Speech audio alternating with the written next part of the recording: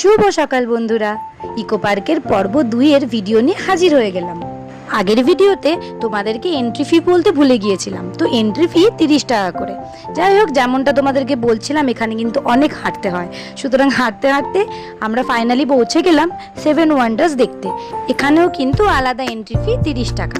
তো যাই হোক, এখানে 7 ওয়ান্ডার্সের মধ্যে Mexico Chichen Itza, wall of China, ব্রাজিলের ক্রিস্ট দ্য রেডিমার, রোমের কোলোসিয়াম, ইন্ডিয়ানের তাজমহল, পেরুর মাচু পিচ্চু, পেট্রো মার্ডেন এসব দেখতে পাবে।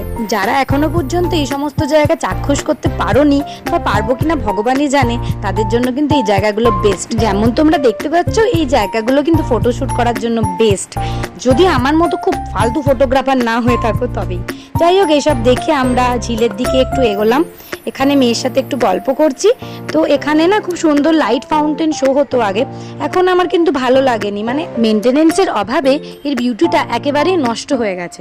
যাই হোক, আমরা ওখানে কিছুক্ষণ বসলাম, একটু স্ন্যাক্স, থামস আপ ইত্যাদি ইত্যাদি খেলাম, যেগুলোর ভিডিও তুলতে আমি একদমই ভুলে গেছি। যাই হোক, আমার মেয়েও টায়ার্ড হয়ে গেছিলো, আমরাও, সুতরাং আমরা বাড়ির দিকে রওনা দিচ্ছিলাম।